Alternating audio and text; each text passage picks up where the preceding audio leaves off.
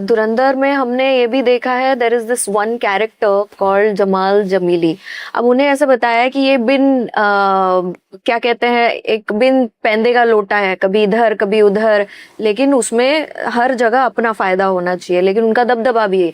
As you mentioned before also, he had the control of port, है ना। तो इनका जो रियल लाइफ कैरेक्टर है नबील गबोल, इन्होंने भी कुछ स्टेटमेंट दिया है। What do you have to say about this?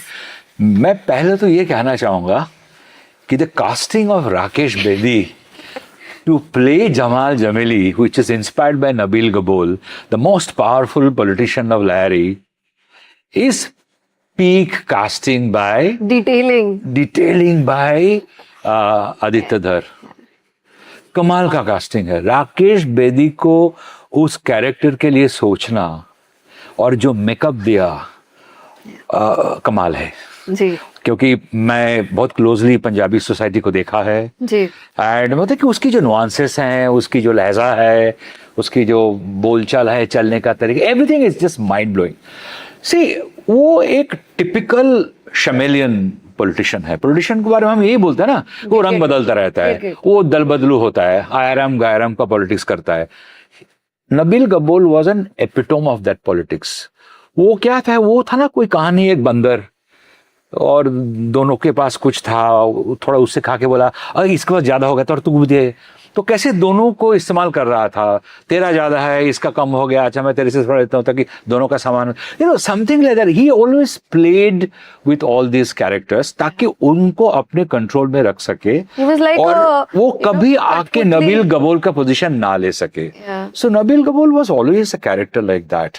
वो होता है ना कठपुतलियों को एब्सोल्युटली, पपेट शो वो करना। कोई फिल्म में डायलॉग था ना, दबाव बनी रहे, दबदबा बना रहे। आई थिंक दबंग 2 में या किसी में था।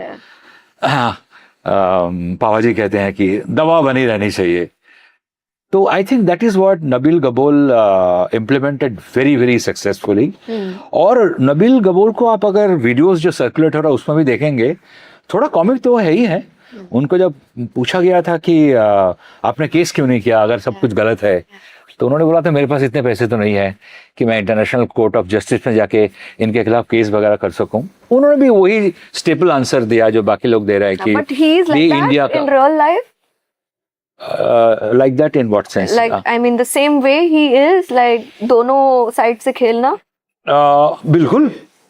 नबील गबोल ने दोनों को इस्तेमाल किया है, सबको, अरशद पप्पू से लेके उज़ैर बलोच से लेके रहमान डकायत तो उनके बहुत क्लोज थे। तो नबील गबोल ने, अदरवाइज नबील गबोल कभी उस पोजीशन में पहुंच नहीं सकते थे एज ए पॉलिटिशियन। एक तो लयारी के ऊपर पूरा पीपीपी का कंट्रोल था and he was the PPP top leader.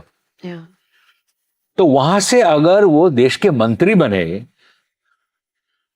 तो without having all the gangsters in his control वो बने नहीं सकते थे, उस मुकाम तक नहीं पहुंच सकते थे। कोई भी अगेंस्ट नहीं था उनके, कोई उनके अगेंस्ट नहीं था। अगर अगेंस्ट में था भी, देखिए उन्होंने क्या पॉलिटिक्स खेला। ट्रू। उन्होंने कैसे चौधरी असलम को इस्तेमाल किया रहमान डकायत के खिलाफ,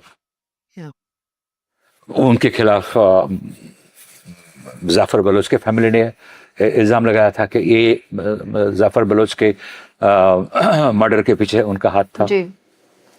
सो ऑलमोस्ट जो भी मारा गया या पकड़ा गया वो उसमें कहीं ना कहीं नबील गबोल का नाम जुड़ जाता है। Pure politician material, pure politician जो हर किसी को इस्तेमाल करते हैं अपने सक्सेस की सीढ़ी चढ़ने में।